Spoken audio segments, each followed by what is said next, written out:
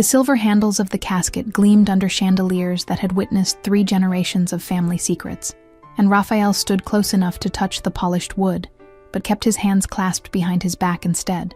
His brother's face looked peaceful in death, which felt like the cruelest joke the universe could offer considering the violence that had marked his final days.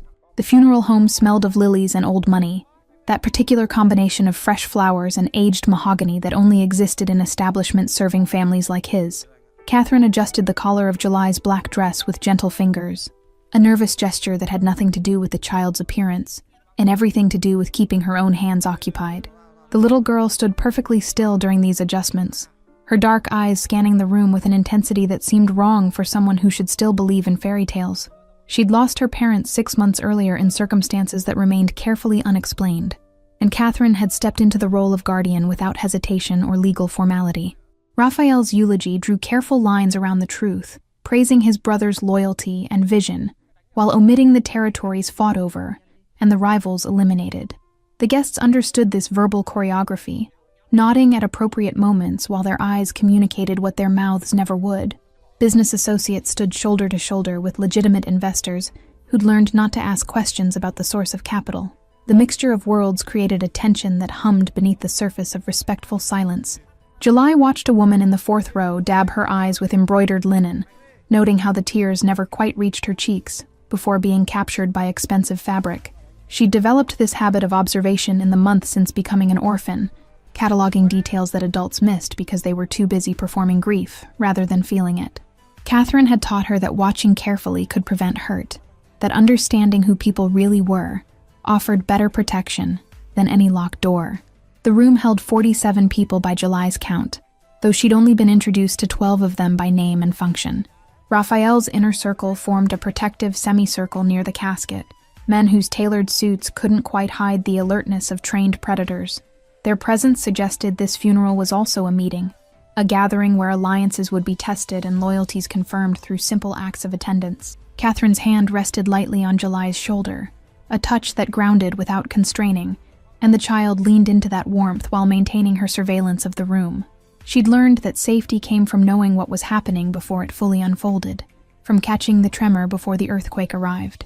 The guardian and the guarded had developed their own language over 6 months of shared grief and careful rebuilding.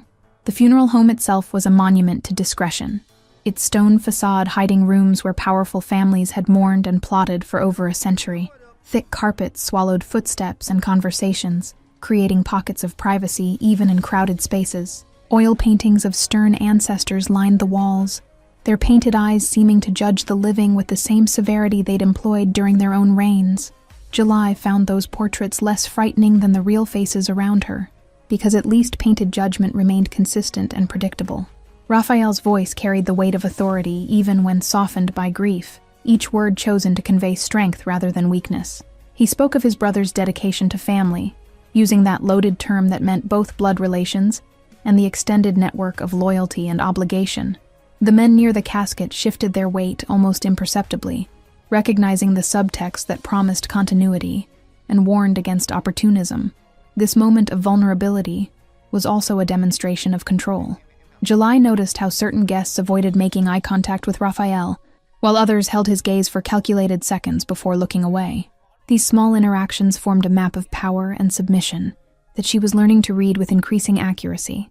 Catherine had never explicitly taught her these skills, but the child absorbed them through proximity to a woman who'd survived by understanding unspoken rules. The funeral was less about honoring the dead than establishing terms for the living. The air conditioning hummed with expensive efficiency, maintaining a temperature that preserved flowers and comfort, while doing nothing to dispel the heaviness that grief and tension created together. Stained glass windows filtered afternoon light into colors that painted the mourners in amber and crimson. A string quartet played Vivaldi in an adjacent room, the music audible but not intrusive, providing emotional soundtrack without demanding attention. Every detail had been orchestrated to project dignity and permanence. Catherine's own black dress was simple and well-made, purchased from a department store rather than a boutique, but worn with enough confidence to blur that distinction. She'd learned to move through Raphael's world without pretending to belong to it, maintaining her own identity while respecting its particular rules. July's presence had connected them initially, the child serving as bridge between Catherine's teaching career and the darker waters where Raphael conducted his business.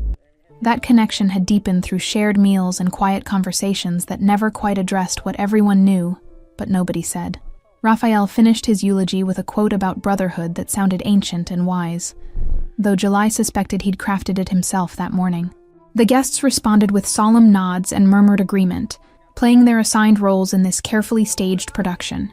His brother's death had created a wound in the organization's structure, and this gathering was the first step in either healing or exploiting that injury. Time would reveal which direction the majority chose. July's feet hurt in the new shoes Catherine had bought for the occasion, but she stood without fidgeting because she understood this was important. The adults around her were engaged in rituals that maintained order, and disrupting those rituals could have consequences that extended far beyond a scolded child. She'd become fluent in the language of silence, knowing when to speak and when to simply observe. Today was definitely a day for observation. The funeral director hovered at the room's periphery, his professional solemnity masking what July recognized as nervousness about hosting this particular family's grief. He'd probably handled hundreds of services, but this one carried additional weight that showed in the stiffness of his shoulders. Raphael's reputation preceded him into every space, coloring interactions before they even began. The director's anxiety was justified, though nothing in Raphael's demeanor suggested threat. Catherine squeezed July's shoulder gently, a wordless check-in that the child answered by relaxing slightly into the touch. They communicated this way often, through pressure and response rather than language. July had stopped asking questions about why they attended certain events, or why some of Catherine's friends spoke in hushed tones when they thought she wasn't listening. Understanding came gradually, piece by piece, like assembling a puzzle without knowing what the final image should reveal. The moment of silence that followed the eulogy stretched longer than traditional, becoming almost uncomfortable in its duration. Raphael stood with his head bowed, either genuinely praying or using the gesture to think through whatever calculations governed his next moves. The guests waited, unsure whether to break the silence or maintain it until he signaled release. July counted 17 seconds before someone coughed softly, and even that small sound seemed like a violation. Light shifted through the stained glass as clouds moved outside, changing the room's color palette from warm to cool and back again. These subtle alterations affected the atmosphere in ways July couldn't quite name, but she felt them nonetheless. The funeral was performance and reality simultaneously, genuine grief existing alongside political theater. Her young mind struggled to reconcile these contradictions, but was learning that adults lived comfortably with such paradoxes. The stranger entered through the south door during the final verse of Ave Maria, his timing either deliberately dramatic or accidentally perfect, depending on interpretation. His suit was European in cut, probably Italian given the drape of the fabric and the subtle sheen that spoke of silk blended into wool. July noticed him immediately because he moved differently than the other guests, his steps measured but not quite matching the rhythm of genuine mourning. Catherine felt the child tense slightly and followed her gaze to the newcomer without turning her head in an obvious way. The stranger was perhaps 40, with silver threading through dark hair in a way that suggested distinction rather than age. His face carried no expression that could be easily read, neutral in that specific way that required practice and purpose. None of Raphael's security moved to intercept, because the stranger wore his expensive clothing like armor, and his confidence like credentials. Raphael continued his conversation with an elderly associate, while part of his attention tracked the latecomer's progress through the assembled mourners. The man navigated the room with practiced ease, offering subtle nods to people he seemed to recognize while avoiding actual conversation. His path toward the casket was direct but unhurried, as if he had every right to be there but no particular urgency about paying his respects. July's fingers tightened slightly on Catherine's hand. The stranger paused to sign the memorial book, his penmanship visible even from a distance as bold and angular, the kind of handwriting that declared confidence. He took his time with this task, perhaps adding a message beyond just his name, though the book's angle prevented July from seeing what he wrote. The funeral director approached him briefly, an exchange of whispered words that ended with the director stepping back and gesturing toward the casket. Whatever the stranger had said satisfied protocol enough to grant him access. July counted the stranger's steps from the memorial book to the casket, 14 in total, each one placing his polished shoes precisely on the burgundy carpet runner. His hands remained visible and empty, clasped loosely in front of him, in a posture that mimicked prayer without quite committing to it. The lighting in the room made his silver hair almost luminous, creating a halo effect that seemed ironic given the setting. Catherine's breathing had changed slightly, becoming more controlled and deliberate. The man approached the casket with appropriate solemnity, standing at its foot, rather than along the side where family members had gathered earlier. He bent at the waist in a gesture of respect that seemed rehearsed, holding the position for exactly the right amount of time. When he straightened, the movement caused his jacket to shift slightly, revealing the interior pocket's contents for just a fraction of a second. July's sharp eyes caught the glint of silver, the distinctive shape of something that didn't belong in a stranger's possession. The brooch was small but unmistakable, its design featuring a crest that only family members were entitled to wear or carry according to traditions July had heard whispered about, but never fully explained. She'd seen Raphael's brother wearing something similar in photographs that Catherine kept in a drawer, mixed in with other mementos from when their lives were more entangled with this world. The piece caught light like a small sun, announcing its presence to anyone who knew what to look for. July knew instinctively that this object mattered in ways she couldn't fully articulate. Raphael had noticed the stranger now, his conversation with the elderly associate continuing on autopilot, while his real attention focused on the man at the casket. The stranger seemed aware of this scrutiny, or perhaps he'd expected it, because his movements became even more deliberate and controlled. He reached into his jacket pocket, and for a heartbeat, the entire room seemed to hold its breath, but he only withdrew a handkerchief to dab at dry eyes. The gesture felt theatrical, performed for an audience he knew was watching. July tugged on Catherine's hand, then released it to reach for Raphael's jacket sleeve instead, her small fingers finding purchase on the expensive fabric. Catherine started to redirect her, social training suggesting that interrupting Raphael during a conversation would be inappropriate, but the child's determination stopped her. July had developed an instinct for when rules should be bent, and this moment qualified. Her grip tightened with surprising strength for someone so small. Raphael glanced down at the child, his expression flickering between mild annoyance and curiosity, before settling on something like attention. July didn't speak immediately, instead using her free hand to gesture subtly toward the stranger who was now stepping back from the casket. The man's jacket had settled back into place, hiding whatever July had glimpsed, but her expression conveyed urgency that transcended words. Catherine moved closer, creating a small triangle of shared focus amid the larger gathering. The stranger turned away from the casket and began moving toward the exit, his purpose apparently fulfilled by this brief appearance. Other guests parted slightly to let him pass, responding to some quality of authority or danger that his demeanor projected. July's eyes never left him, tracking his progress with the intensity of a much older person watching something precious slip away. Raphael bent slightly, bringing his ear closer to where July could whisper without being overheard by others. Her words were barely audible even to Catherine standing right beside them, just 3 words delivered with absolute conviction and certainty. July's voice didn't waver or suggest doubt, presenting observation as fact rather than speculation. Raphael's expression didn't change dramatically, but something shifted behind his eyes, a tightening around the edges that suggested wheels beginning to turn. He straightened slowly, his gaze finding the stranger who was now near the door, almost escaped into the corridor beyond. The elderly associate Raphael had been conversing with noticed the shift in attention, his rheumy eyes following Raphael's line of sight to the departing stranger. He started to speak, perhaps to ask a question or offer information, but Raphael raised one hand slightly in a gesture that requested silence without seeming rude. The old man subsided immediately, recognizing that something significant was unfolding, even if he didn't understand its exact nature.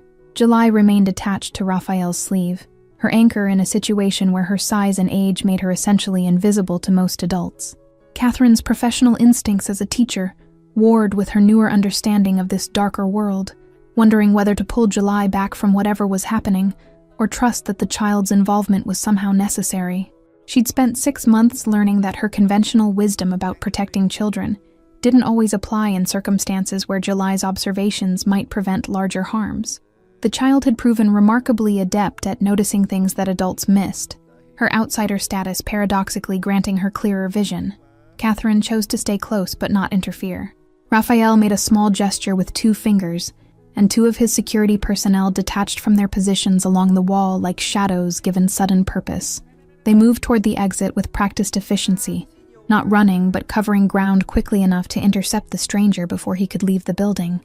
The other guests noticed this movement, subtle tension rippling through the gathering as people recognized that something had shifted.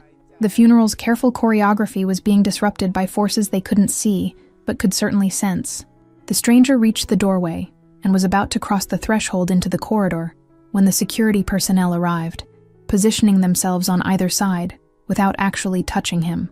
Words were exchanged too quietly for July to hear from across the room, but body language told part of the story. The stranger's shoulders squared slightly, his posture changing from departure to defensive. One of the security men gestured back toward where Raphael stood, an invitation that carried the weight of command rather than request. July finally released Raphael's sleeve, her message delivered and apparently received based on the response she was witnessing. Catherine's hand returned to the child's shoulder, grounding and protective in equal measure, ready to pull her away if the situation escalated beyond talking. Raphael remained utterly still, watching the interaction at the doorway with the patience of someone who understood that power often expressed itself through waiting rather than action. The stranger looked back across the room, his eyes finding Raphael's across the distance, and something passed between them that transcended the physical space.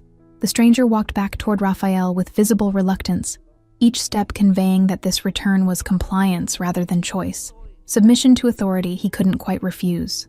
The security personnel maintained their positions flanking him, close enough to intervene if necessary, but not so close as to suggest outright imprisonment. Other guests had stopped pretending not to notice, their conversations dying mid-sentence as attention focused on this small drama unfolding. July pressed closer to Catherine, suddenly aware that her whispered observation had set something irreversible into motion. Raphael waited until the stranger stood directly before him, close enough that their conversation would remain private despite the watching audience. The elderly associate had drifted away, recognizing that his presence was no longer welcome in whatever discussion was about to occur. Catherine considered taking July out of the room entirely, but the child's hand gripped her dress with determination that suggested she needed to see the consequences of her words. The funeral director hovered nervously near the refreshment table, uncertain whether to intervene or ignore what was happening in his establishment. The stranger spoke first, his voice carrying an accent that July couldn't quite place, but that sounded like old money and European education. He offered condolences that sounded sincere enough, praising Raphael's brother's business acumen and charitable nature, with words that could have been true or completely fabricated. Raphael accepted these platitudes with minimal acknowledgement, his expression revealing nothing of what he might be thinking or planning. The security personnel remained statue still, their presence a silent reminder that this conversation was happening under duress. July noticed how the stranger's right hand kept drifting toward his jacket pocket, then stopping as if remembering something that prevented the gesture's completion. His eyes moved between Raphael's face and the security guards, calculating odds that didn't seem to favor whatever plan he might have arrived with. Sweat had begun to form along his hairline despite the room's careful climate control, small beads that caught light and betrayed nervousness his voice didn't acknowledge. Catherine felt the child's breathing quicken slightly, excitement and fear mixing in ways that worried her. Raphael let the silence stretch after the stranger finished his condolences, creating space that demanded filling with something more substantial than empty words. The funeral guests had formed a loose circle around this confrontation, curious but also wary about being too obviously interested.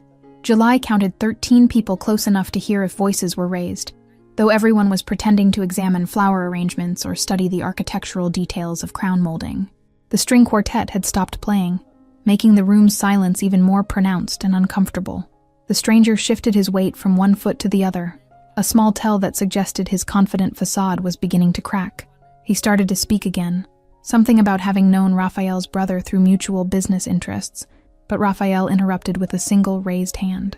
The gesture was minimal but carried absolute authority, stopping words mid-formation and leaving the stranger's mouth slightly open in an expression that might have been comical under different circumstances. July had never seen an adult man look quite so diminished by so small an action.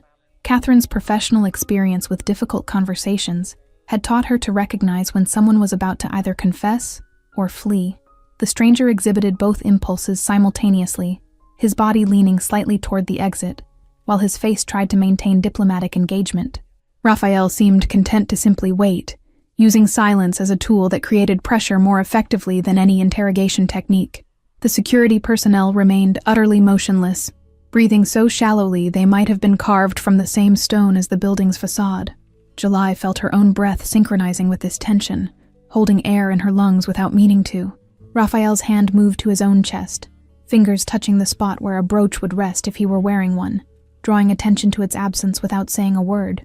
The stranger's eyes followed this gesture, widening slightly in recognition, or fear, or possibly both emotions blended together. His right hand completed its interrupted journey to his jacket pocket, this time actually touching the fabric where the silver glint had briefly appeared. The movement was unconscious, defensive, the kind of gesture people made when touching something precious they feared losing. July recognized that response because she did the same thing with the photograph of her parents she kept in her own pocket. The elderly associate who'd drifted away earlier had positioned himself near the exit, blocking that route with his considerable bulk, despite his advanced years. Other members of Raphael's inner circle had shifted positions as well, creating a human net that made departure impossible without explicit permission. The stranger noticed these movements, his eyes darting from face to face as he calculated how thoroughly trapped he'd become. His expensive suit suddenly looked less like armor and more like costume, something worn to play a role that was rapidly falling apart. Catherine's hand tightened on July's shoulder in preparation for whatever was about to happen. Raphael finally spoke, his voice pitched low enough that even the closest observers couldn't hear actual words, only the rhythmic cadence of questions being asked and answers being demanded. The stranger responded in the same hushed tones, his body language shifting from defensive to something approaching desperate. July strained to hear, but caught only fragments. Single words like found, and didn't know, and please, that suggested a narrative being constructed on the spot. The security personnel leaned in slightly, ready to catch confessions, or prevent escape attempts with equal efficiency. The stranger's hand moved to his jacket's interior pocket, not the one where he'd touched the hidden object, but a different one on the opposite side. He withdrew a wallet, leather so soft and worn it suggested long use, and opened it to reveal something that Raphael examined without touching. July couldn't see what identification or documentation was being displayed, but she watched Raphael's face for reaction, and found only the same impassive attention he'd maintained throughout. Whatever evidence the stranger offered didn't seem to satisfy whatever test Raphael was administering. Catherine became aware that July was no longer just observing, but actively studying every detail of this confrontation, memorizing it the way she memorized difficult spelling words or multiplication tables. The child was learning something about how power worked, how adults negotiated truth and consequences when stakes climbed beyond normal social boundaries. Part of Catherine wanted to shield July from this education, but another part recognized that the child was already too deeply immersed in this world to be protected by ignorance. Knowledge might serve her better than innocence in circumstances like these. The stranger tried a different approach, his voice rising slightly in what sounded like righteous indignation about being detained at a funeral, offended dignity that someone might question his right to pay respects. Raphael's expression didn't change, suggesting this performance was failing to achieve its desired effect. One of the security guards shifted position slightly, moving from flank to a more forward stance that transformed the conversation's geometry from interview to interrogation. The stranger's indignation deflated as quickly as it had inflated, leaving him looking smaller and considerably older than he'd appeared upon entering. Raphael made another minimal gesture, this one directed at the security personnel, and they moved with synchronized precision that suggested extensive training and shared understanding. One guard produced a phone from his jacket, speaking into it in tones too quiet to carry beyond immediate vicinity. The other maintained his position, but relaxed slightly, as if whatever crisis point had existed was now passing. The stranger sagged visibly, whatever strength had been maintaining his posture draining away like water from a cracked vessel. July felt Catherine's tension easing as well, reading the room's energy shift from potentially violent to merely severely uncomfortable. The funeral director finally approached, his professional duty to maintain decorum apparently overriding his fear of interrupting Raphael's business. He whispered something about private rooms being available if this discussion needed to continue away from other guests, his expression pleading for anything that would restore his establishment's atmosphere of dignified mourning. Raphael considered this offer for a long moment, before nodding once, accepting the suggestion with a grace that felt like a kindness to everyone present. The stranger looked toward the exit one final time, as if measuring the distance and calculating whether flight remained possible despite all evidence to the contrary. The small group began moving toward a side door that July hadn't noticed before, camouflaged by wallpaper and architectural detail to serve exactly this purpose of removing awkward situations from public view. Catherine finally made her decision, turning July away from the scene, and guiding her toward the refreshment table where coffee and cookies waited for guests who needed distraction. The child resisted briefly before complying, understanding that some lessons could only be absorbed from distance rather than proximity. She'd said her 3 words and set wheels in motion that would continue turning whether she watched or not. Raphael paused at the doorway to the private room, looking back across the gathering until his eyes found July standing beside Catherine near the cookies. Something passed between them in that glance, an acknowledgement that transcended their age difference and the gulf between their worlds. July had given him information that mattered, and he recognized the gift even if he couldn't yet understand its full implications. The child met his gaze without flinching, her dark eyes holding steady with a confidence that seemed borrowed from someone much older and far more experienced in these matters. The private room smelled of leather and cedar, walls lined with books that had never been read but served to absorb sound and create an atmosphere of serious business. Raphael directed the stranger to a chair positioned deliberately with its back to the door, while he himself remained standing near a mahogany desk that dominated the space. The security personnel took positions that blocked both exit and any potential violence, their presence transforming courtesy into captivity. The stranger sat with visible reluctance, his hands gripping the armrests as if the chair might launch him somewhere safer. Raphael pulled a photograph from the desk drawer, placing it face up where the stranger could see without having to reach for it. The image showed 2 young men in their 20s, arms around each other's shoulders, both wearing identical silver brooches on their lapels. The photographer had captured them mid-laugh, faces open and unguarded in ways that seemed impossible now that one of them lay in a casket and the other stood interrogating a nervous stranger. The brooch in the photograph caught light the same way the one in the stranger's pocket had, unmistakable in its distinctive design. The stranger's face went through several expressions in rapid succession, starting with confusion, moving through recognition, and settling on something that looked like trapped resignation. His hand moved unconsciously toward his pocket again before he caught himself, the gesture incomplete but revealing. Raphael let the photograph speak for itself, creating silence that demanded explanation for how a piece of jewelry visible in this old picture had ended up in possession of someone who claimed only casual business acquaintance. The security guards shifted their weight slightly, attentive to the stranger's every micro-expression and potential movement. Outside the private room, the funeral had resumed its careful choreography, guests returning to conversations about weather and mutual acquaintances while carefully not mentioning the confrontation they'd witnessed. Catherine kept July occupied with hot chocolate and a coloring book someone had thoughtfully provided for the handful of children present. The child colored with meticulous attention to staying within lines, but her ears remained tuned to the closed door 20 feet away. She'd started something, and waiting to see how it finished required patience that felt physically uncomfortable. The stranger finally spoke, his voice stripped of the confident tones he'd carried into the funeral home. He claimed to have purchased the brooch from an antique dealer in the city 3 weeks prior, drawn to its unusual design without understanding its significance. The story emerged in fragments, each piece sounding rehearsed, but delivered with enough nervous energy to suggest either genuine fear or excellent acting. Raphael listened without interruption, his expression revealing nothing about whether he found this explanation credible or laughably transparent. One of the security guards produced a phone, typing rapidly with thumbs that moved faster than seemed possible for someone with such large hands.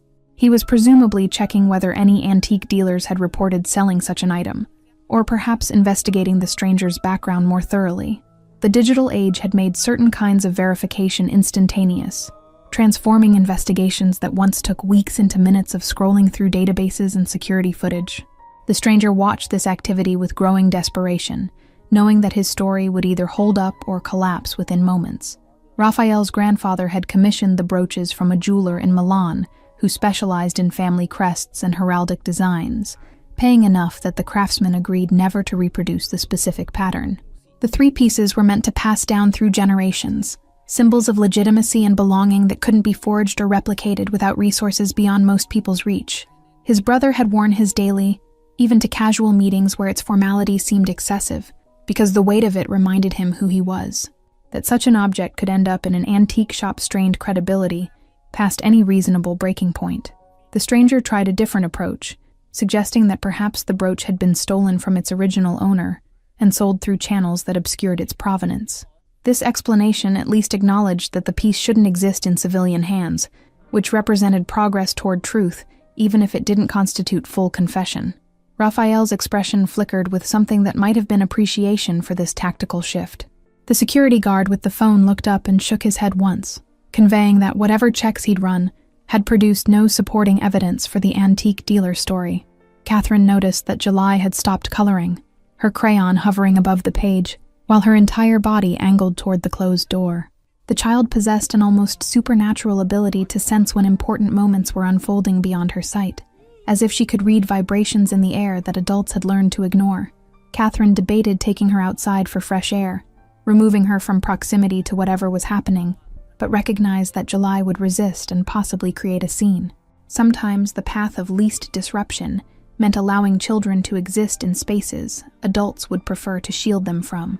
Raphael circled behind the stranger's chair, not touching him, but making his vulnerability explicit through positioning that suggested predator examining trapped prey. The stranger's shoulders hunched slightly, his body trying to make itself smaller in response to this implicit threat. One of the security guards moved to maintain triangulated positions, ensuring that escape remained impossible regardless of which direction the stranger might bolt. The room's careful quiet felt heavy, pregnant with potential violence that everyone present understood could materialize with minimal provocation. The photograph on the desk showed Raphael's brother wearing the brooch at his graduation from university, young and optimistic in ways that later years had complicated. Another picture, this one kept in Raphael's wallet, captured a family dinner where all 3 original brooches were visible on the men who'd inherited them from the grandfather who commissioned their creation. That third piece had disappeared with its owner years ago, circumstances of death unclear, but consequences permanent. Now the second brooch had reappeared in the wrong hands, suggesting patterns that Raphael's instincts recognized even before his conscious mind finished assembling the evidence. The stranger's story evolved again, this time admitting that he'd received the brooch as payment for services rendered, though he remained vague about what those services entailed. This version had the ring of truth, or at least something closer to it than his previous explanations. Raphael leaned against the desk, arms crossed, waiting for more details that would either confirm suspicions or redirect his investigation. The security guard with the phone had begun recording the conversation, presumably with consent implied by circumstance rather than explicitly requested. July's hot chocolate had gone cold in its cup, forgotten while she maintained her vigil toward the private room door. Catherine touched her shoulder gently, trying to bring her attention back to the present moment and the coloring book that lay abandoned. The child turned her face up to Catherine with an expression that seemed far too adult, eyes asking questions that Catherine couldn't answer because she didn't fully understand what was happening either. They existed in the margins of Raphael's world, close enough to see its operations but not privy to its complete logic. The stranger described meeting with someone he couldn't name in a location he couldn't specify, being handed the brooch along with cash payment for facilitating a business transaction that he declined to detail. This non-explanation carried the structure of truth without its substance, revealing that something had occurred while obscuring all actionable details. Raphael recognized this technique, had probably employed it himself in conversations where disclosure carried unacceptable risks. The stranger was protecting someone, which meant that person held power over him, greater than even Raphael's current intimidation. One of the security guards left the room briefly, returning with the funeral director who carried a locked box that he opened with shaking hands. Inside, wrapped in velvet, lay another silver brooch identical to the one presumably still in the stranger's pocket. This was Raphael's own piece, the third of the original 3, kept secure during the funeral to prevent exactly the kind of confusion or theft that possession disputes might create. He lifted it out and placed it beside the photograph, creating a tableau that made the stranger's situation crystallographically clear. The stranger reached into his pocket finally, no longer pretending that he didn't possess what everyone knew was there. He withdrew the brooch with visible reluctance, placing it on the desk next to Raphael's own piece. The 2 brooches sat side by side, identical in every detail from the engraving to the slight wear patterns that decades of handling had created. Raphael picked up the stranger's brooch, examining it closely under the desk lamp's focused light, checking for any sign of forgery or reproduction. His expression shifted subtly, confirming what he'd already suspected, but hadn't wanted to believe. The stranger seemed to deflate completely now that the physical evidence lay exposed, his final protective layer stripped away. He began talking more freely, words spilling out in a confession that mixed self-justification with genuine regret. He'd been approached 6 weeks ago by someone claiming to represent business interests opposed to the family's continued dominance. The job was simple surveillance initially, tracking movements and reporting schedules, nothing that seemed particularly dangerous or morally compromised. Only later did he understand that his information was being used to plan something far more permanent than corporate espionage. Catherine saw the private room door open slightly, Raphael's silhouette visible in the gap as he looked out toward where July sat with her cold chocolate and abandoned coloring. Their eyes met across the distance, and Catherine felt the weight of unspoken questions about how much the child understood and how much damage this exposure might cause. Raphael's expression softened almost imperceptibly before he turned back into the private room, closing the door with a gentleness that seemed at odds with everything else happening. July hadn't noticed this moment, still focused on her vigil, but Catherine stored it away as evidence of something she didn't quite have words for yet. The stranger's confession unfolded like a map being drawn in reverse, starting from the present moment and working backward through decisions and compromises that had seemed reasonable at the time. He'd been paid well for his initial surveillance, money that covered debts accumulated through bad investments and worse gambling habits. The people who hired him never threatened explicitly, but their implications about consequences for failure carried weight that made refusal seem impossible. He'd convinced himself that information wasn't the same as action, that reporting someone's schedule didn't make him responsible for what others did with that knowledge. Raphael listened, while mentally cataloging every detail that might lead to whoever had orchestrated his brother's death, separating useful intelligence from self-serving rationalization.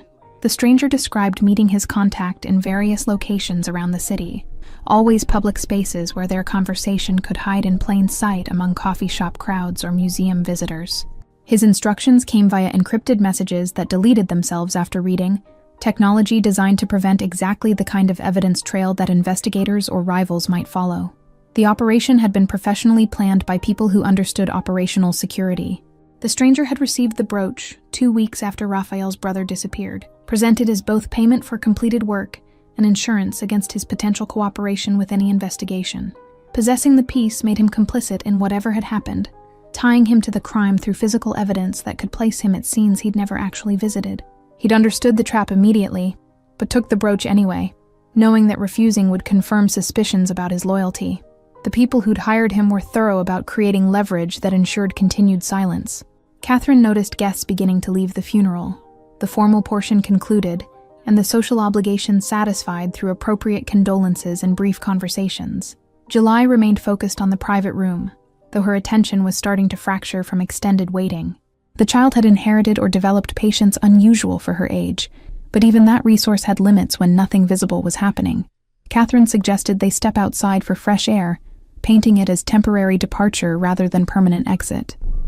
July resisted initially, but relented when Catherine promised they'd return before Raphael emerged. The security guard's phone investigation had revealed the stranger's financial troubles, confirming the gambling debts and failed investments that made him vulnerable to recruitment. Bank records showed deposits timed to match his description of payments received, though the money's origin was obscured through shell companies and international transfers. This kind of financial architecture required resources and sophistication that eliminated casual criminals from consideration. Whoever had planned his brother's death possessed both patience and expertise in covering tracks. Raphael asked about physical descriptions of the people the stranger had met, looking for details that might match known rivals or business associates who'd shown recent signs of increased ambition. The stranger provided descriptions that were simultaneously specific and useless, detailing haircuts and watch brands without capturing anything that would help identify someone in a crowd. His handlers had probably been hired specialists themselves, insulation layers between planners and executors. The more the stranger talked, the clearer it became that reaching the actual architects of this operation would require extensive investigation rather than simple intimidation. Outside, the afternoon air carried hints of rain that would arrive by evening, clouds gathering in ways that matched the atmosphere inside the funeral home. July stood on the steps, breathing deeply, her small chest expanding with lungfuls of air that seemed to wash away accumulated tension. Catherine kept one hand on her shoulder, grounding without restraining, while watching other mourners navigate toward expensive cars. The parking lot was emptying gradually, people escaping back to normal lives where death remained theoretical, rather than immediate and complicated. The stranger mentioned that his final contact with the organization had occurred 3 days ago. A brief meeting where they'd expressed satisfaction with how everything had concluded, They'd paid him a final installment and suggested that maintaining permanent silence would benefit his health and financial stability. The threat was implicit but unmistakable, communicated through tone and implication rather than explicit words that could be recorded or repeated. He'd taken the money and agreed to forget everything, knowing that forgetting was impossible, but pretending was mandatory for survival. Raphael's phone vibrated, with a message from someone tracking down leads based on information being extracted in real time from the stranger's confession. His organization operated with efficiency that came from decades of practice in managing both legitimate and questionable enterprises. The network of loyalty and obligation that his grandfather had built still functioned, though with adaptations necessary for modern technology and regulatory scrutiny. Information flowed toward him the way water flowed downhill, naturally and inevitably. The stranger's voice had gone hoarse from talking, his earlier nervousness replaced by exhausted resignation that came from telling truths he'd hoped to carry silently. He'd known attending the funeral was risky, possibly foolish, but something had compelled him to see the results of his information gathering. Perhaps guilt, perhaps morbid curiosity, perhaps the arrogance that came from believing he'd successfully covered his tracks. The brooch in his pocket had felt like both trophy and burden, physical proof of involvement he couldn't fully acknowledge or completely deny. Catherine and July returned inside to find the funeral home nearly empty, just a few close associates lingering near the casket for final private goodbyes. The funeral director was orchestrating the closing procedures with practiced efficiency, preparing to transfer everything to the cemetery for burial. July's coloring book lay abandoned on a table beside her cold chocolate, artifacts of waiting that no longer mattered. Catherine collected these items more from habit than necessity, her teacher's instinct to clean up and restore order. Raphael emerged from the private room, looking no different than when he'd entered, his expression controlled, and his suit still perfectly arranged. The stranger followed several paces behind, with security guards flanking him. His earlier confidence completely evaporated, but his physical person apparently unharmed. Whatever interrogation had occurred had been entirely verbal, threats and pressure applied through words rather than force. The stranger's eyes found the exit and locked onto it like drowning man seeing shore, desperate to escape, even though he probably understood that true escape was no longer possible. July watched Raphael cross the main room toward where she and Catherine stood, his path direct despite the furniture and floral arrangements that created obstacles. His security detail had taken custody of the stranger, presumably moving him to a location where more extensive conversations could occur away from the funeral home's increasingly watchful director. The brooch remained on the desk in the private room, evidence that would need secure storage and possibly analysis. What had begun as a funeral was evolving into something between investigation and reckoning.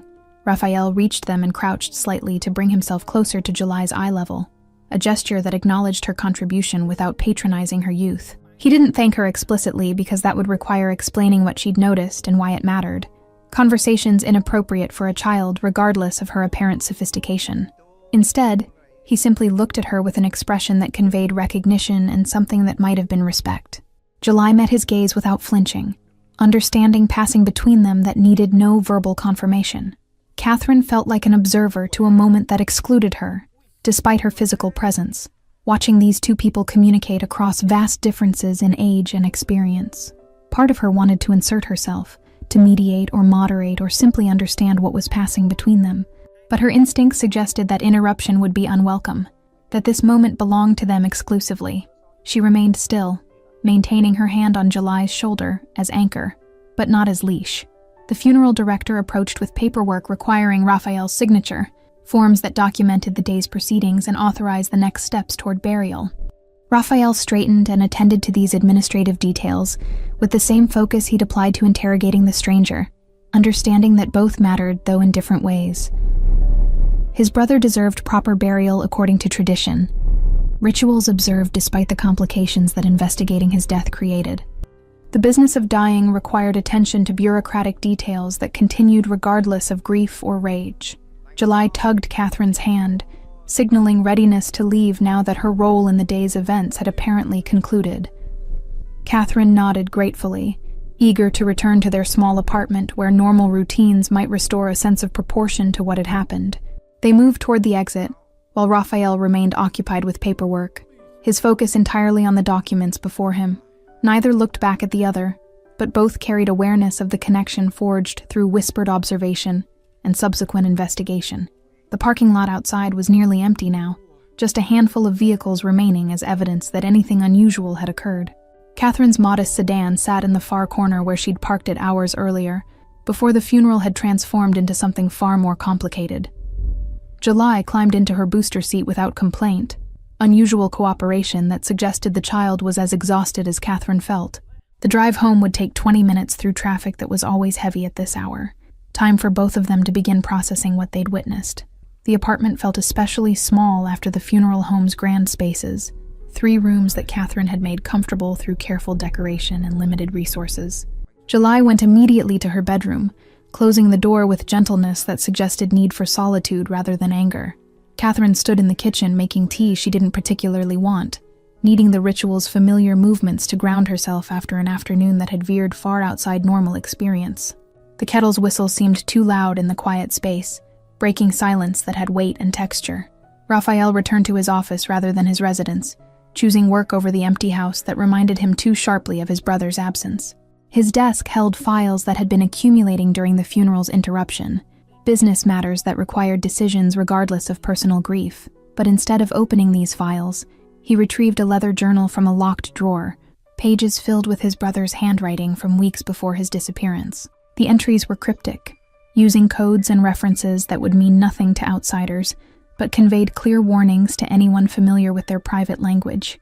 His brother had suspected betrayal within the organization weeks before anything concrete materialized, instincts warning about conversations that ended too quickly when he entered rooms. The journal documented these suspicions without naming names, describing people through characteristics and behavioral patterns, rather than identities that could compromise the record if discovered. Raphael recognized several individuals from these descriptions, men whose loyalty he'd never questioned, but now would need to examine more carefully. Trust was the foundation of their world, but his brother's death proved that foundation could crack without warning. Catherine heard July's door open, and the soft pad of small feet moving through the apartment, followed by the child's appearance in the kitchen doorway. July held a shoebox that Catherine recognized as containing the few photographs and mementos salvaged from her parents' belongings after their deaths. The child placed this box on the kitchen table and began sorting through its contents with systematic precision, as if organizing external objects might help organize internal thoughts. Catherine sat down across from her, sipping tea and offering presents without questions.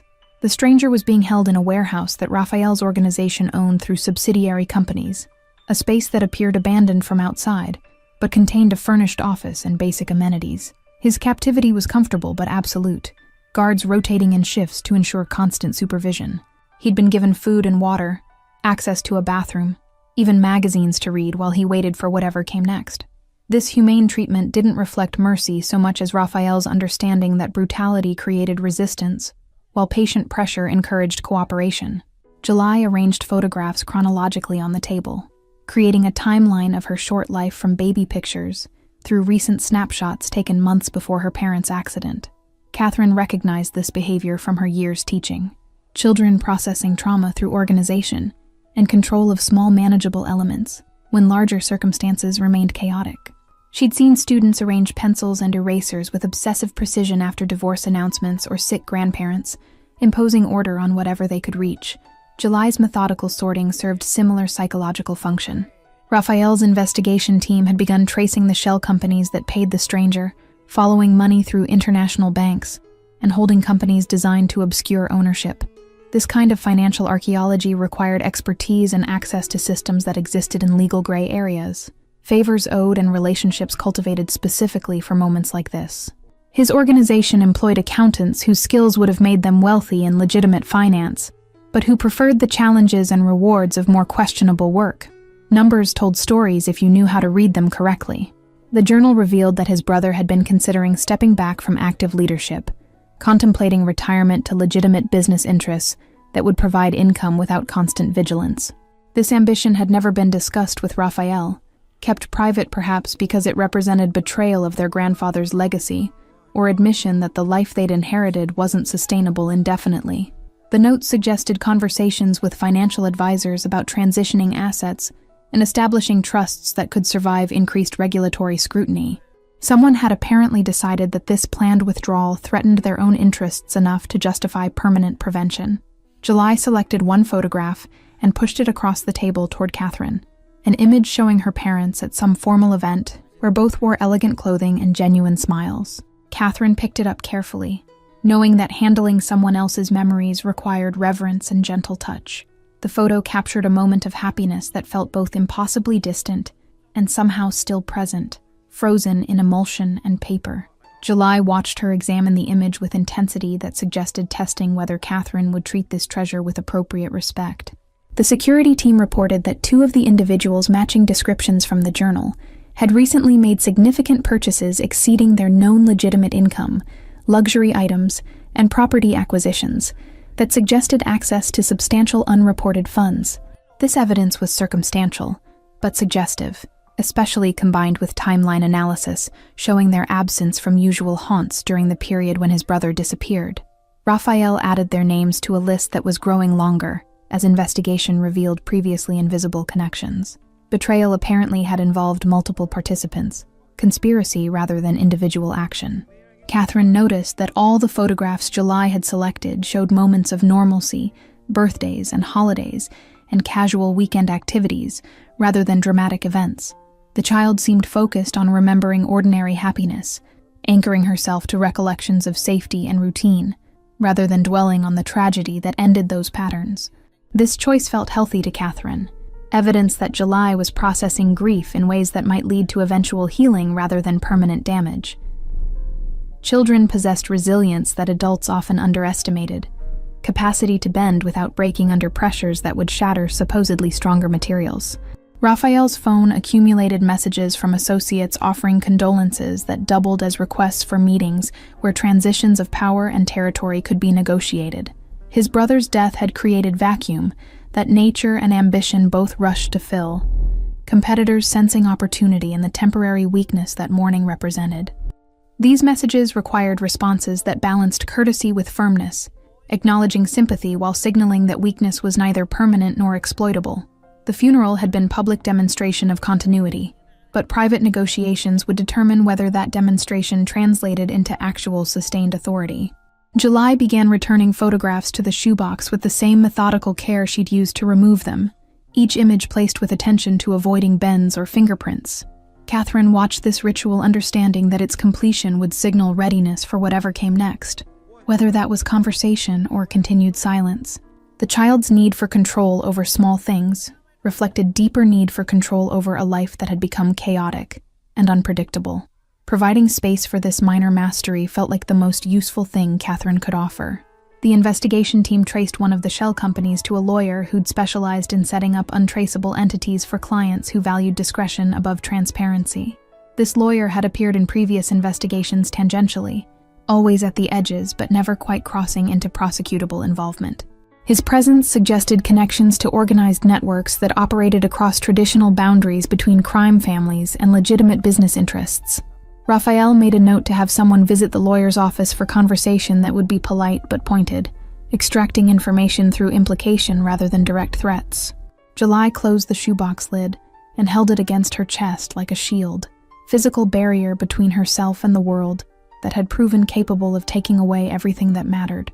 Catherine recognized that gesture too, the protective clutching of precious objects that couldn't actually prevent future loss, but provided comfort through illusion of control. She reached across the table and touched July's free hand gently, connection that acknowledged vulnerability without trying to fix or minimize it. Some wounds required time and patient presence rather than immediate solutions. Raphael stood at his office window watching the city lights emerge as evening deepened into night, seeing patterns in the illuminated grid that matched patterns he was detecting in the investigation. His brother's death hadn't been random violence or personal vendetta, but calculated business decision made by people who viewed murder as acceptable cost of protecting their interests. This realization shifted his response from grief toward strategic planning, transforming mourning into motivation for actions that would be methodical, rather than emotional. Vengeance served best when delivered cold and complete, rather than hot and hasty. Catherine finally broke the silence, asking July if she wanted dinner or preferred to go straight to bed despite the early hour. The child considered this question with apparent seriousness before requesting pancakes, comfort food that represented normalcy and maternal care. Catherine smiled and began gathering ingredients, grateful for tasks that had clear steps and predictable outcome. The kitchen filled with sounds of mixing and cooking, domestic rhythms that pushed back against the day's darker elements. July watched from the table, still holding her shoebox, but some tension had left her shoulders. The stranger in the warehouse had been given paper and pen, invitation to write down everything he remembered about his handlers and the organization that employed him. His guards explained that thoroughness and honesty would be rewarded with options that incomplete or false information would foreclose. This approach worked better than threats because it gave him agency in determining his own fate, suggestion of control that encouraged cooperation. Most people preferred to believe their choices mattered, even in situations where outcomes had already been largely determined by forces beyond their influence. Catherine's apartment became an unexpected sanctuary over the following days, a space where normalcy could be practiced even if not fully achieved. She'd taken leave from her teaching position, citing family emergency with enough vagueness that her principal didn't press for details. July needed consistency more than Catherine needed the paycheck, and her savings could sustain them through several weeks if necessary. The child attended to her homework with unusual diligence, finding comfort in mathematics problems that had definite solutions and spelling words that followed predictable patterns. Raphael appeared at their door 3 evenings after the funeral, arriving without warning, but somehow not surprising Catherine with his presence. He carried takeout containers from a restaurant she recognized as expensive, the kind of place where reservations required weeks of advance notice. July looked up from her homework and smiled slightly, the first genuine expression of pleasure Catherine had seen since the funeral. Raphael set the food on their small dining table, with movements that suggested unfamiliarity with domestic spaces, a man more accustomed to being served than serving. They ate together in relative silence, conversation limited to passing dishes and commenting on flavors rather than addressing anything substantial. Catherine watched the interaction between Raphael and July, noting how the child seemed to relax in his presence despite everything his world represented. Perhaps the danger he embodied felt less threatening than the random cruelty that had taken her parents. At least his violence followed rules and logic she could potentially learn to navigate. Catherine found herself relaxing too, against her better judgment and professional training about appropriate boundaries. The investigation had progressed through channels Catherine couldn't access and wouldn't understand, resulting in consequences she preferred not to imagine. Raphael mentioned none of this directly, but his presence in her apartment suggested shifts in priorities or perspective. Men in his position didn't casually visit the homes of school teachers and orphaned children unless something had changed in how they calculated value and connection. Catherine didn't ask questions because she wasn't certain she wanted answers, preferring the ambiguity that allowed her to maintain comfortable ignorance. July showed Raphael a drawing she'd made in art class, a landscape featuring mountains and a small house with smoke curling from its chimney. He examined it with attention that seemed genuine rather than patronizing, asking about her color choices and the placement of trees in the composition. His questions suggested actual interest, or at least convincing performance of interest, treating her artistic decisions as worthy of serious consideration. The child glowed under this attention, straightening her posture and explaining her creative process with vocabulary that reflected Catherine's patient teaching. Catherine cleared the dishes while they talked, using the task as excuse to observe from slight distance. She'd spent 6 months becoming July's guardian, but had never quite achieved the connection she was witnessing between the child and this dangerous man. Perhaps orphans recognized something in each other, regardless of age difference or circumstances, shared understanding of loss that created bonds conventional relationships couldn't match. Or perhaps July simply craved male presence, father figure to replace the one torn away by accident and circumstance. Raphael stayed until July's bedtime, reading her a story from a book Catherine had purchased weeks earlier but never finished. His voice was suited to narration, deep and measured with natural sense of pacing that made even familiar tales sound fresh. July listened with eyes half closed, clearly fighting sleep, but unwilling to miss any part of this unexpected attention. When he finished and closed the book, she whispered goodnight with contentment that squeezed Catherine's heart in ways she hadn't anticipated. The child needed this, needed him, in ways that complicated Catherine's careful plans for their small, safe life. Catherine walked Raphael to the door after July had finally surrendered to sleep, both of them aware that conversation had become necessary now that the child's presence no longer prevented it. He thanked her for allowing the visit, acknowledging that his appearance had been presumptuous given their limited relationship. Catherine surprised herself by saying he was welcome any time, invitation extended before her rational mind could intervene with appropriate caution. His expression softened in response, transformation that made him look younger and considerably less intimidating despite unchanged features.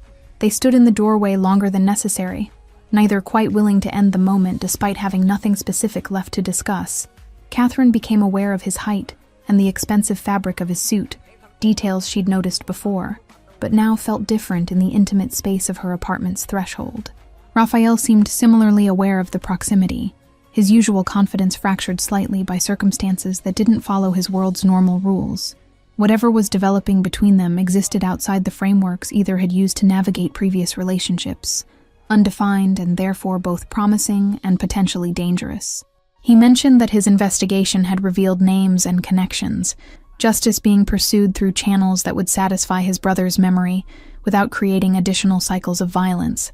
Catherine understood that this was both truth and euphemism, actual progress existing alongside sanitized version appropriate for her civilian ears. She didn't challenge this careful language, because doing so would require acknowledging realities she preferred to hold at arm's length. Some truths were better received through filters that preserved plausible deniability about their harsher elements. Raphael asked if she'd considered what came next for her in July, long-term plans that extended beyond the immediate crisis of adjustment and grief. Catherine admitted that she'd been focused on surviving each day, rather than planning years ahead, teaching instinct to handle immediate needs before addressing distant concerns. He nodded as if this made perfect sense, perhaps recognizing similar patterns in his own approach to life after loss. They were both improvising through circumstances that defied preparation, making decisions based on instinct rather than strategy. The conversation drifted toward practical matters, his offer to help with expenses or connections that might ease July's transition into more stable circumstances. Catherine's pride bristled initially at implications of charity, but his phrasing avoided condescension by framing assistance as mutual benefit rather than one-sided rescue. He needed to feel useful in protecting something, and they needed resources beyond what her teacher's salary provided. The transaction benefited both sides even if power imbalances made true equality impossible. Catherine found herself accepting help she'd normally refuse, pragmatism overriding independence. He left finally, disappearing into the hallway with backward glance that conveyed reluctance rather than relief at escaping. Catherine closed the door and leaned against it, processing emotions she couldn't quite name or categorize. Her life had been carefully constructed to avoid exactly this kind of complication, teaching career and simple apartment representing safety, purchased through avoiding risk. July's arrival had disrupted that safety, and now Raphael's presence was transforming disruption into something that might eventually resemble chosen family, rather than random circumstance. The thought terrified and attracted her in equal measure. July appeared in her bedroom doorway, rubbing sleep from her eyes, drawn by some instinct that detected Catherine's emotional turbulence. The child crossed to where Catherine still stood by the door and wrapped small arms around her waist, offering comfort without words or questions. Catherine bent to return the embrace, breathing in the scent of children's shampoo and feeling her careful control crack slightly. They stood together in the dim hallway, two people learning to be family through shared loss and gradual accumulation of moments exactly like this one. The following weeks established patterns that began to feel like routine rather than temporary arrangement. Raphael visited regularly, sometimes with takeout, and sometimes with tickets to museums or performances suitable for children. July's nightmares decreased in frequency, though they never disappeared entirely, and her schoolwork showed improvement that her teachers commented on. Catherine found herself looking forward to evening arrivals that interrupted the isolation she'd grown accustomed to before becoming guardian. Her apartment felt less like refuge and more like home, distinction she'd never consciously recognized until now. Raphael's organization had identified 3 men, primarily responsible for planning his brother's death, each motivated by combination of ambition and fear about losing position as leadership potentially shifted. The investigation had been surgical in its precision, gathering evidence that would stand scrutiny from both law enforcement and internal judgment. 2 of the men had disappeared quietly, circumstances of their departures left deliberately ambiguous. The 3rd had confessed extensively before accepting exile to distant territory, where his influence couldn't threaten existing power structures. Justice had been served through methods that balanced mercy with necessity. Catherine noticed changes in Raphael during his visits, subtle shifts towards something resembling ordinary humanity rather than the carefully maintained control he'd displayed initially. He laughed more easily, especially at July's observations about her classmates and teachers, finding humor in the child's blunt assessments of adult behavior. His suits remained expensive, but he wore them with less rigid formality, loosening ties and rolling up sleeves in ways that suggested comfort rather than maintained image. These small transformations encouraged Catherine to imagine futures she'd previously dismissed as impossible fantasy. July asked one evening whether Raphael was going to become her new father, question delivered with characteristic directness that caught both adults unprepared. Catherine fumbled for appropriate response, while Raphael looked between them with expression that mixed surprise and something that might have been hope. He answered carefully that families came in many forms, not all of which followed traditional patterns, but that he intended to be present in whatever capacity felt right to all of them. July seemed satisfied with this diplomatic non-answer, returning to her drawing with the matter apparently resolved in her mind, even if the adults remained uncertain. July's teacher requested a conference to discuss the child's remarkable progress, noting improvements in both academic performance and social engagement that seemed almost miraculous given recent trauma. Catherine attended alone initially, but July insisted that Raphael should hear the positive feedback too, declaring with unusual assertiveness that he was part of her family now. The teacher's expression when Raphael arrived conveyed confusion about relationships and roles, but she proceeded professionally through her prepared comments about July's achievements. The child beamed under this praise, clearly proud of herself and eager to share the moment with both adults who'd become her anchors. The classroom walls displayed student artwork, including July's recent pieces, vibrant colors, and increasingly sophisticated compositions that reflected growing confidence and emotional stability. Raphael studied these drawings with attention that surprised the teacher, asking July about specific choices and techniques in ways that demonstrated genuine interest. Catherine watched him transform in this educational setting, dangerous man becoming supportive parental figure through simple acts of attention and encouragement. The teacher warmed to him gradually, recognizing authentic care beneath the expensive suit and intimidating presence. July had been invited to participate in the school's gifted program based on testing that revealed capabilities well above her grade level, particularly in mathematics and pattern recognition. Catherine had known the child was bright, but hadn't realized the extent of her abilities. Focus on emotional support overshadowing academic assessment. The teacher explained that July possessed rare combination of analytical thinking and observational skills that could lead to exceptional achievement with proper nurturing. Raphael and Catherine exchanged glances that communicated shared pride and determination to provide whatever resources the child needed. The conference concluded with plans for advanced placement and enrichment activities, July's educational path suddenly expanding with possibilities that required careful navigation. Raphael offered to hire tutors for subjects where July showed particular aptitude, framing the offer as investment in potential rather than charity.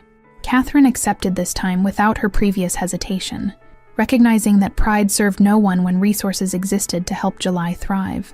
They were building something together, the three of them, family unit that defied conventional categories but functioned through mutual commitment and care.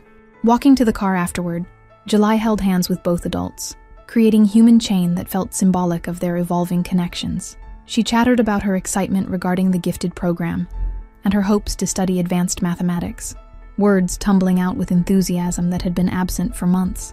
Raphael caught Catherine's eye over the child's head, expression conveying shared satisfaction at witnessing this joy. They'd managed something worthwhile despite the violence and tragedy that had brought them together, creating an environment where an orphaned child could not just survive but actually flourish. Catherine's apartment had gradually accumulated evidence of Raphael's presence, his suits hanging in her closet alongside her teacher's wardrobe, his books stacked on the coffee table beside her educational journals. These integrations had occurred naturally rather than through conscious decision, small surrenders of space that reflected larger surrenders of carefully maintained boundaries. July had long since stopped questioning his overnight stays, accepting his presence as normal part of their household configuration. Catherine still sometimes woke surprised to find him beside her, reality exceeding what she'd previously allowed herself to imagine as possible. The investigation's conclusion had brought Raphael a measure of peace, knowing that his brother's death had been answered appropriately according to their world's particular justice. He'd established new security protocols within his organization, promoted loyalists who'd proven themselves during crisis, and restructured operations to prevent similar betrayals. But increasingly, his focus shifted toward the domestic life he was building with Catherine and July, legitimate world offering satisfactions that his usual business couldn't provide. He'd begun considering his own eventual exit from active leadership, following the path his brother had contemplated before being prevented. July created a drawing specifically for Raphael, portrait of the three of them standing in front of a house larger than Catherine's apartment, with a garden and visible sky. She presented it during dinner with ceremonial seriousness, explaining that this represented where they should live once they were official family. Raphael accepted the drawing with visible emotion, carefully rolling it for transport with attention usually reserved for important documents. Catherine felt her throat tighten watching this exchange, witnessing how completely July had claimed them both as her people. The child's certainty was forcing them toward decisions they might have otherwise delayed indefinitely. Catherine's colleagues had noticed changes in her, commenting on improved mood and energy levels that contrasted sharply with the exhausted worry that had characterized her early months as July's guardian. She deflected questions about personal life, with vague references to things getting easier as routines established themselves. The truth was too complicated for casual conversation, too far outside normal experience to translate into break-room chat. Her principal had noticed Raphael picking them up occasionally, eyebrows raising slightly, but professionalism preventing invasive questions about the expensive cars and dangerous-looking man entering their small school's parking lot. Raphael purchased property that matched July's drawing with uncanny accuracy, house with garden and visible sky located in neighborhood that balanced safety with accessibility to good schools.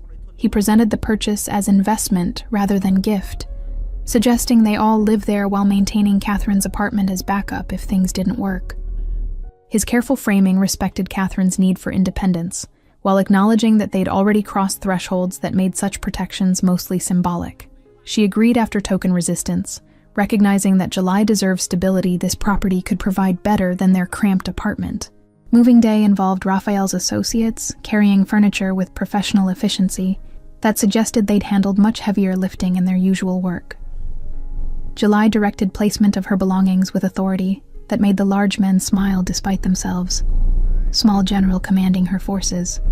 Catherine unpacked books and kitchen supplies while watching this coordinated activity, domestic ballet performed by people whose day jobs involved considerably less wholesome tasks. The dissonance should have bothered her, but instead felt oddly appropriate. Dangerous men creating safe space through application of organizational skills usually employed for darker purposes. The new house filled with life quickly, July's laughter echoing through rooms that had stood empty awaiting purpose. Catherine established her study in a sunlit corner room, space dedicated to lesson planning and grading papers where she could maintain her professional identity. Raphael claimed the basement for his office, separation that allowed him to conduct business without exposing the household to details they didn't need. These spatial divisions honored everyone's needs, while creating shared areas where family life could unfold naturally. They were learning to live together, negotiating compromises and discovering rhythms that suited their unusual configuration. July thrived in their new environment, making friends with neighborhood children and excelling in her advanced placement classes. Her nightmares had become rare enough that weeks passed between incidents, trauma healing through accumulated days of security and love. She'd begun calling Raphael by name rather than elaborate titles, comfortable familiarity replacing initial formality. Catherine sometimes caught them in serious conversations about mathematics or logic puzzles, Raphael engaging fully with the child's racing mind. These moments confirmed what Catherine had gradually come to believe, that they'd built something real and worth protecting. Catherine and Raphael had never formally discussed the nature of their relationship, allowing it to develop through actions rather than definitions. They shared household responsibilities and parenting duties, supported each other's needs and goals, maintained physical intimacy that felt increasingly like genuine partnership. If pressed, Catherine would have struggled to name what they were, beyond two people committed to raising July while building life together. Labels seemed less important than daily reality of choosing each other repeatedly through small acts of care and consideration. The anniversary of July's parents' death approached with weight they all felt, but nobody mentioned directly. Catherine planned a quiet memorial, lighting candles and sharing stories about the people July was slowly forgetting, despite her best efforts to hold memories. Raphael contributed details about his own brother's death, offering his grief as parallel to July's loss. They created ritual together, acknowledging that pain didn't disappear, but could be honored and integrated into continuing life. July cried finally, tears she'd held back for months releasing in safe space between two adults who wouldn't be destroyed by her sadness. The evening concluded with July falling asleep between them on the couch, exhausted by emotional release, but peaceful in ways that suggested healing's progression. Catherine and Raphael remained still to avoid waking her, connected across her small sleeping form. They didn't need words for what passed between them in that moment. Understanding forged through shared commitment to protecting this child who'd brought them together. Whatever they'd become, whatever labels might eventually apply, they were family in the ways that actually mattered, choosing each other daily through actions that words couldn't adequately capture. Raphael whispered that he'd been approached about selling his interests in the organization, legitimate investors offering prices that would allow comfortable retirement. Catherine's heart jumped at implications she didn't dare voice, afraid that hoping too loudly might shatter possibilities barely visible. He continued that he'd been considering the offer seriously, weighing freedom against legacy, and finding that his priorities had shifted dramatically. The life he'd inherited no longer felt like inevitable destiny, but rather choice he could decline if alternative paths presented themselves. Catherine squeezed his hand, permission and encouragement combined in silent gesture. July stirred between them, murmuring something about tomorrow's school project before settling back into sleep. They carried her to bed together, Catherine supporting her head while Raphael lifted her weight. The child didn't wake during the transfer, trusting them completely even in unconsciousness. They stood beside her bed watching her sleep, two adults marveling at the responsibility they'd somehow accepted and the love that had grown beyond anything either had anticipated. Whatever came next, they'd face it together, family forged through tragedy but sustained through deliberate choice and accumulated care. The lawyers handling Raphael's exit from the organization worked through spring into summer, negotiations complex but ultimately successful in transferring his interests to buyers who'd maintain operations without his involvement. The process required patience and discretion, untangling decades of complicated relationships and ensuring that his departure didn't create power vacuums that might threaten stability. His associates who'd served loyally received generous settlements, their futures secured as reward for years of service. Those who'd betrayed trust had already faced consequences, accounts settled according to rules that predated Raphael's leadership and would survive his departure. Catherine finished her school year with evaluations praising her dedication and student outcomes, professional satisfaction mixing with relief that she'd maintained teaching career despite upheavals in personal life. Her principal offered increased responsibilities for the coming year, recognition of abilities that Catherine had downplayed to avoid drawing attention. She accepted these new duties with confidence born from successfully navigating challenges far more demanding than curriculum development. Teaching remained her anchor to legitimate world, even as her home life had become entangled with considerably murkier elements. July completed her first year in gifted program, with marks that exceeded even optimistic projections, teachers commenting on her unusual combination of analytical precision and creative thinking. She'd made close friends among classmates who shared her intellectual curiosity, finding peer group that accepted her intensity rather than being intimidated by it. The shadows that trauma had cast across her personality were fading gradually, replaced by emerging confidence and genuine happiness. She'd stopped asking when her real parents were coming back, having finally accepted that Catherine and Raphael were her family now, in all ways that mattered. The house had become home through accumulation of routines and rituals, birthday celebrations and holiday traditions that created shared history. Catherine's parents visited cautiously after months of preparation, meeting Raphael with suspicion that gradually transformed into grudging acceptance based on visible evidence of July's well-being. They never fully approved of their daughter's unconventional partnership, but they couldn't deny that she seemed genuinely happy for first time in years. July charmed her new grandparents through direct questions and honest observations that made them laugh despite their initial reservations about the situation. Raphael's transition to legitimacy wasn't without complications, old associates occasionally appearing with requests for favors or advice that required delicate refusals. He'd established boundaries that protected his new life, while maintaining enough connection to prevent complete rupture from communities that had defined his previous existence. Catherine worried during these interactions, but trusted his judgment about managing risks she couldn't fully assess. Their relationship required this kind of trust, acknowledging that he possessed expertise in areas where her understanding would always be limited and incomplete. July asked increasingly sophisticated questions about Raphael's past work, her sharp mind detecting inconsistencies between official stories and underlying realities.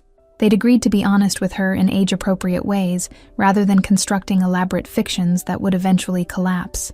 Raphael explained that he'd worked in family business that sometimes operated outside legal boundaries, decisions made that prioritized loyalty over law. July absorbed these admissions with equanimity, asking clarifying questions, but not seeming particularly troubled by revelations. Her own experiences had taught her that adults occupied morally complex territory, simple categories of good and bad insufficient for describing actual human behavior. Catherine's relationship with Raphael deepened beyond initial attraction into something resembling genuine partnership, tested by daily challenges and strengthened through accumulated problem-solving. They'd learned each other's communication styles and emotional triggers, developing shortcuts and signals that allowed efficient navigation of potential conflicts. Their physical relationship had evolved similarly, initial urgency maturing into comfortable intimacy that reflected trust built through time, rather than mere passion. She'd stopped second-guessing the decision to build life with him, accepting that unconventional didn't mean wrong. The anniversary of the funeral arrived with less weight than expected, marked by quiet dinner rather than elaborate ritual. They'd all moved forward enough that looking backward required conscious effort rather than happening automatically. Raphael's brother's death would always matter, but it no longer defined every moment or decision. Catherine understood this shift represented healthy grief progression, integration rather than elimination of loss. July seemed similarly settled, her parents' memory preserved but not preventing her from embracing current happiness. Raphael proposed during an unremarkable Tuesday evening while helping July with mathematics homework, questions slipping out between explanations of algebraic concepts. Catherine laughed at the timing, characteristic lack of romantic staging somehow perfectly appropriate for their practical partnership. Her answer was yes, without hesitation or drama, acceptance of what they'd already been building, rather than sudden shift in trajectory. July applauded this development enthusiastically, immediately beginning to plan wedding that she insisted must include specific color schemes and elaborate cake designs. They indulged her fantasies while privately agreeing to something simpler that matched their actual preferences. The wedding occurred in their garden 3 months later, small gathering of Catherine's family and friends, plus handful of Raphael's former associates who'd earned continued trust. July served as flower girl with seriousness that made guests smile, performing her duties with focus usually reserved for important examinations. The ceremony itself was brief, vows exchanged that emphasized commitment to daily choosing rather than romantic abstractions. Catherine wore simple dress that suited her practical nature, while Raphael's suit was elegant but understated.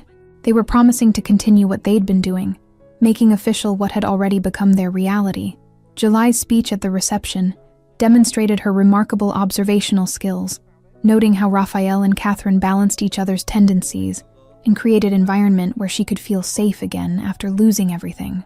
Her words moved guests to tears, child's perspective cutting through adult cynicism to identify essential truths about love and family. She concluded by thanking them for choosing her as much as each other, recognizing that their family had been deliberately constructed rather than accidentally formed. The applause that followed mixed appreciation for her eloquence with emotional response to her vulnerability and strength. Catherine's teaching colleagues attended, curiosity about her mysterious partner finally satisfied through direct observation. They found Raphael charming when he chose to be, capable of making conversation about educational policy and curriculum development, despite his vastly different professional background. He'd done research specifically to engage meaningfully with people important to Catherine's professional life, effort that touched her more than romantic gestures would have. These small demonstrations of care characterized their relationship, practical considerations elevated to expressions of love through attention and follow-through. The evening ended with July sleeping on Raphael's shoulder, while he and Catherine slow danced to music playing from portable speakers. Other guests had departed, leaving just the three of them in garden illuminated by strings of lights that would stay up permanently because July loved them. Catherine rested her head against Raphael's chest, feeling the steady rhythm of his heartbeat and the weight of their sleeping child between them. They swayed without speaking, tired and content, and fully present in moment that represented everything they'd built from components of tragedy and loss. The following months brought continued adjustment as they learned to be married, rather than merely cohabitating partners. The legal paperwork had been complicated by Raphael's past, background checks and documentation requirements that tested patience of everyone involved. But eventually, all formalities were satisfied. July's adoption finalized simultaneously, with the marriage certificate. They were official family now, recognized by state and federal authorities as legitimate unit. The papers felt less important than the daily reality they'd been living, but they provided security that protected against potential challenges to their unconventional structure. July's continued development exceeded all projections, her gifts becoming more apparent as she advanced through increasingly challenging coursework. Catherine and Raphael attended parent-teacher conferences where educators spoke enthusiastically about her potential trajectory, suggesting possibilities that included early college admission and specialized programs. They listened carefully while privately agreeing that July's happiness mattered more than achievement, that pushing her toward exceptional outcomes could sacrifice the stability she'd worked hard to regain. Academic success would mean nothing if it came at cost of her emotional well-being and childhood joy. Raphael's legitimate business ventures prospered, investments and consulting work generating comfortable income without requiring the constant vigilance his previous life had demanded. He'd discovered aptitude for strategic planning that translated well into legal contexts. Skills honed through managing criminal enterprises now applied to helping companies navigate competitive markets. Catherine sometimes forgot entirely about his past. So completely had he transformed into successful businessman and devoted parent. Then something would happen, shadow crossing his expression or particular phone call handled with unusual privacy, reminding her that reinvention didn't erase history even when it created genuinely new present. Catherine's own career had advanced through combination of skill and the confidence that stable home life provided. She'd been appointed department head, responsibility that carried both additional work and increased influence over educational policy in her school. The position suited her, allowing her to implement ideas she'd developed over years of classroom experience. Raphael supported these professional ambitions without reservation, handling increased household duties during periods when her work demanded extra hours. They'd achieved genuine partnership, each supporting the other's goals while maintaining their own identities and aspirations within their family structure. July created a new drawing for the anniversary of the day she'd whispered those 3 words at the funeral, artwork showing 3 figures standing together with brightness radiating around them. She explained that this represented how she felt now, surrounded by light and safety after a period of darkness and fear. Catherine and Raphael hung the drawing in their bedroom where they'd see it daily, reminder of journey that had brought them together and what they'd managed to build. The child who'd noticed a detail that changed everything had become the center around which they'd constructed their family, her sharp eyes and whispered observation the beginning of something none of them could have predicted, but all of them had chosen to nurture into permanence. Thank you all for following this story. If you've enjoyed it, write in the comments where you're watching from, and don't forget to like, subscribe, and share this video. Your support means everything, and helps me continue bringing these stories to you.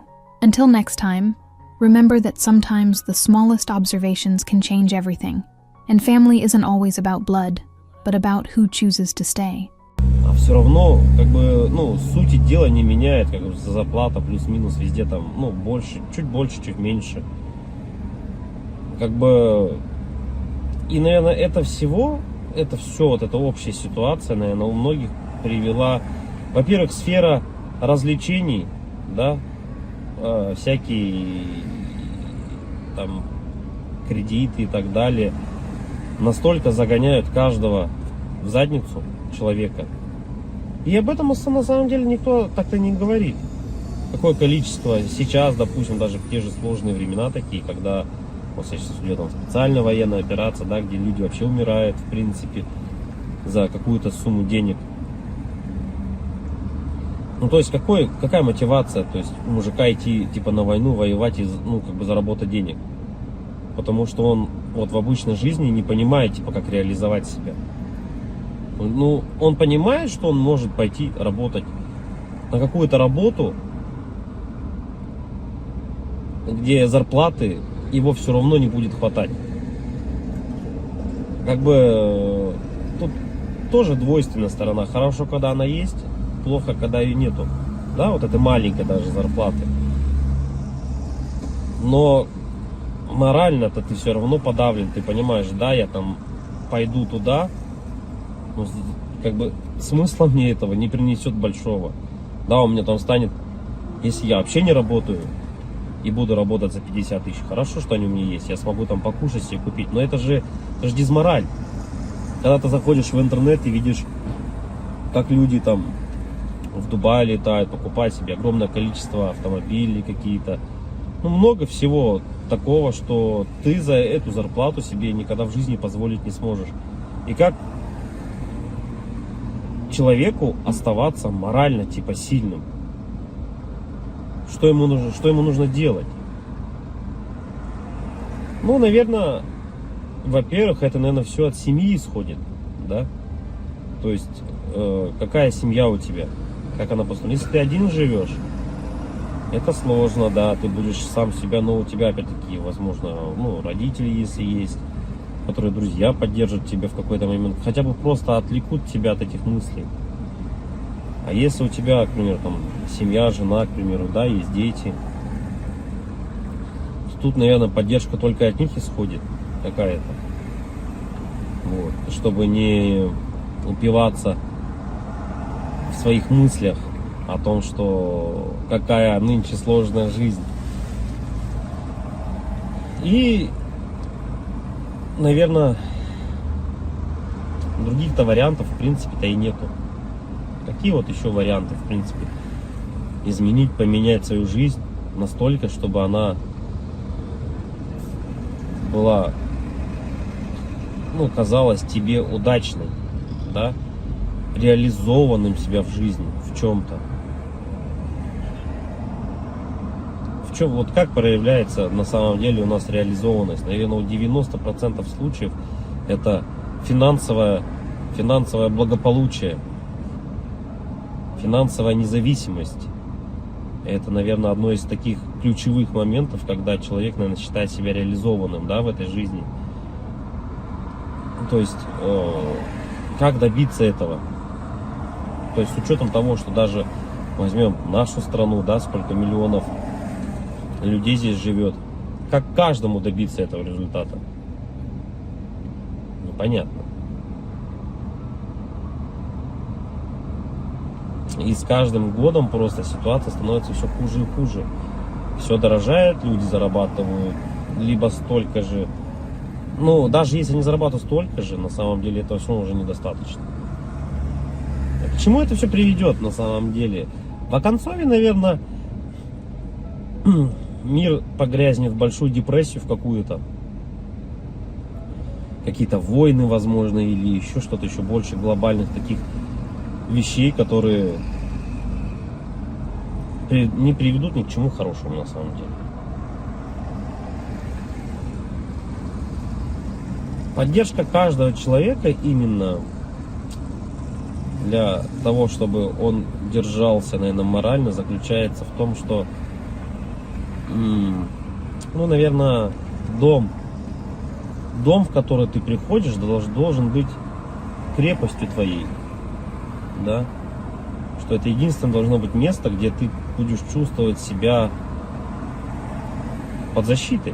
Для этого было придумано, наверное, своя пещера изначально, потом свои какие-то чумы, палатки различные, да, потом все это превратилось. На данный момент это у нас дома, квартиры, в которые мы приходим и должны ощущать себя в безопасности, чтобы можно быть немного морально расслабленным с учетом того, что ты выходишь каждый день на работу, на улицу, и все равно давление вот это вот, оно все присутствует. Когда ты заходишь в магазин, видишь цены эти, да, и так далее, не можешь себе что-то там приобрести, позволить на ежедневной основе, это откладывает большой, наверное, отпечаток. Не, наверное, а точно. И поэтому, когда возвращаясь домой, ты чувствуешь, вот хотя бы есть типа уголок того места, куда ты можешь прийти.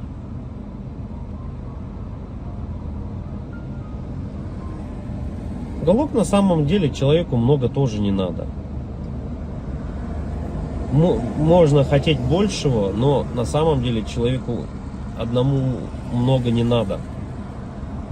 Да? Ему нужно спальное место, спокойное место, где можно подумать. Ну, это когда ты один, к примеру, да? Когда тебя есть семья, к примеру, ты приходишь домой опять-таки, и тут хотя бы, да, поговорить о каких-то вещах. Просто об отрешенных вещах, наверное. И, возможно, при этих же условиях у тебя и появляется какая-то дополнительная мотивация для реализации себя. А когда у тебя нету ничего, вот это уже становится проблемой. И это у многих на самом деле. Что значит не иметь ничего?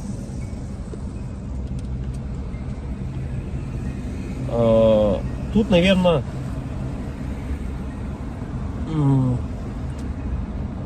самое главное, дизмораль у человека еще возникает при том, что это уже, наверное, где-то в глубине души даже она возникает при даже хорошей финансовой подушке такой, которая у тебя есть, хороших финансовых деньгах, да, то есть, но нету вот внутреннего ощущения, к примеру, дружбы, семьи, любви и так далее. Это уже отдельно на самом деле разговор, потому что мы, вот, к примеру, можем взять, как сейчас вот Новстрой, если кто-то смотрит, насколько тяжело обладать такими финансами и не иметь, по сути, ничего. Ни друзей, ничего не иметь. Так главное это получается для бедных главное деньги, для богатых главное какое-то внутреннее ощущение нужности, не из-за денег. Вот такой вот. И это борьба какая-то такая и вот эти два слоя общества, богатые и бедные, они друг друга не понимают. На самом деле из-за этого, возможно. Потому что богатый человек, он уже не смотрит на деньги, он не считает эти деньги. Ему важно внутреннее вот это вот ощущение того, что он нужен без них даже. Это как Тони Старку сказали: а кто ты без костюма? На вот это я филантроп, тудым-сюдым, он сказал, да. Так и человеку, у которого много денег, ты задашь вопрос: а кто ты без денег? Ну, что ты представляешь себя без денег? Вот и это, наверное, возможно, таких людей богатых, как вот, например, там Новстрой, задав ему этот вопрос: а кто ты без денег? Он на него ответить-то и не сможет. Обратная сторона людей бедных, да, вот если мы посмотрим, человеку